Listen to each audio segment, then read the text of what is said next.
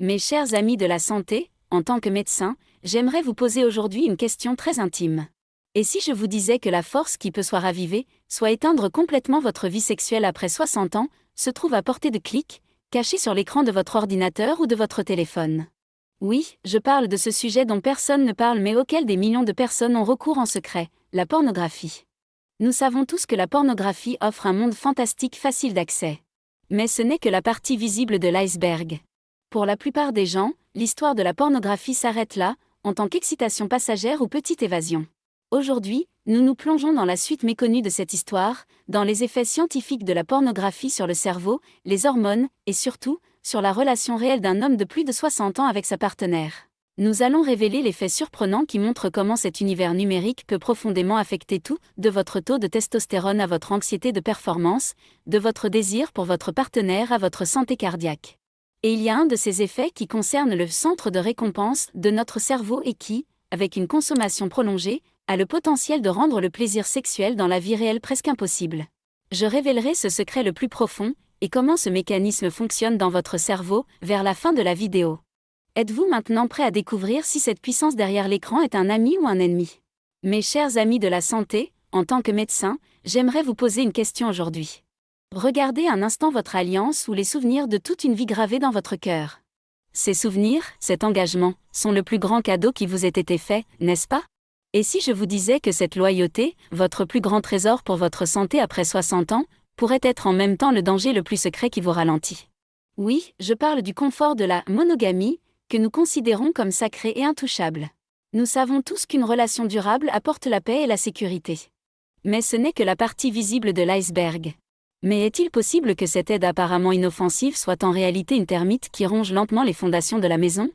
Qu'en pensez-vous? Êtes-vous d'accord pour dire que la pornographie peut être un outil innocent pour pimenter la vie sexuelle, ou est-ce un début dangereux? Veuillez partager vos opinions sur ce sujet sensible dans le respect dans les commentaires et abonnez-vous à notre chaîne pour participer à ces discussions importantes.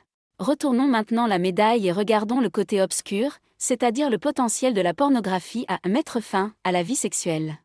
L'un des plus grands dangers est le piège de l'irréalité. Les scènes vues dans la pornographie impliquent des acteurs professionnels, des scénarios écrits et des performances exagérées. Lorsqu'un homme de plus de 60 ans est constamment exposé à ces attentes irréalistes, il peut commencer à juger impitoyablement son propre corps et celui de sa partenaire. Sa propre performance peut lui sembler insuffisante, et l'apparence de sa partenaire, imparfaite. Cela peut conduire à un trouble anxieux appelé anxiété de performance, qui bloque directement les fonctions sexuelles d'un homme. Un cerveau qui se concentre sur des images parfaites mais fausses à l'écran, au lieu du toucher, de l'odeur et de l'amour d'une vraie femme, commence avec le temps à ne plus prendre de plaisir à ce qui est réel. C'est un peu comme se nourrir constamment de malbouffe aux emballages brillants mais sans valeur nutritive, au lieu d'un repas fait maison, délicieux et sain. Après un certain temps, le corps commence à rejeter la vraie nourriture. Au-delà des effets physiques, l'un des plus grands dommages se produit sur le plan émotionnel et relationnel. La sexualité, surtout après 60 ans, n'est pas seulement une union physique, mais aussi un moyen de créer un lien émotionnel profond, de partager de la tendresse et de l'intimité. La pornographie est tout le contraire de cette équation. C'est un acte dénué d'émotion, purement mécanique et égocentrique. Lorsque vous vous concentrez seul sur un écran au lieu de regarder votre partenaire dans les yeux, de lui parler, de la serrer dans vos bras, vous créez une fissure dans le pilier le plus fondamental de la relation, l'intimité. Lorsque votre partenaire s'en rend compte, elle peut se sentir inadéquate, non désirée ou trahie. Cela peut entraîner, même si ce n'est pas exprimé par des mots, un éloignement silencieux et une rupture émotionnelle dans la chambre à coucher. N'oubliez pas que l'aphrodisiaque le plus puissant après 60 ans est ce lien indéfectible de confiance et d'amour entre vous et votre partenaire. La pornographie renforce-t-elle ce lien, ou le coupe-t-elle lentement comme des ciseaux? Nous arrivons maintenant à la partie la plus critique. Comment la chimie de notre cerveau réagit à cette situation? Concentrons-nous sur le centre de contrôle de notre corps, le cerveau. Au début de la vidéo, j'ai parlé d'un secret, et nous allons maintenant en entrouvrir la porte. Dans notre cerveau, il y a une hormone de récompense et de plaisir appelée dopamine. Lorsque nous apprécions quelque chose, notre cerveau libère de la dopamine, et nous voulons recommencer. La pornographie, surtout avec la nouveauté illimitée d'Internet, envoie un flot excessif et continu de dopamine au cerveau. Cela crée un effet similaire à celui d'une drogue. À mesure que le cerveau s'habitue à cette surdose, les sécrétions normales de dopamine ne lui suffisent plus. Un rapport sexuel aimant avec un partenaire réel produit une sécrétion de dopamine normale et saine. Mais si votre cerveau est habitué à l'effet tsunami de la pornographie, la douce brise d'une relation réelle ne lui procurera plus de plaisir. C'est ce que nous appelons la désensibilisation. Autrement dit, regarder de la pornographie ne vous rend pas plus actif sexuellement, mais au contraire, plus insensible et moins désireux de sexualité dans la vie réelle. Ces faits scientifiques ont-ils changé votre point de vue sur le sujet ?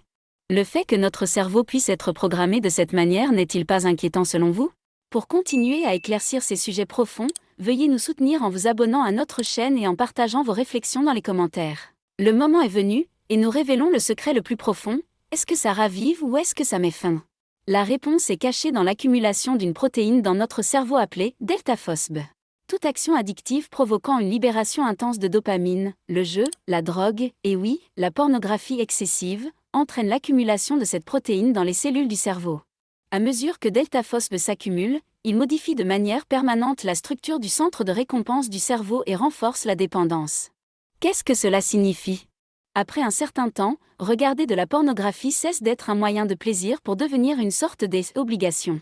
Et cette obligation peut complètement éclipser le désir pour votre partenaire réel.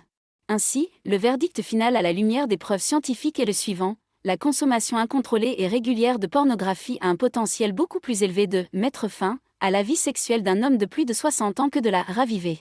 Car elle remplace l'intimité de la vie réelle par un stimulus artificiel, le lien émotionnel par un acte mécanique, et surtout, la capacité de jouir naturellement par une dépendance artificielle.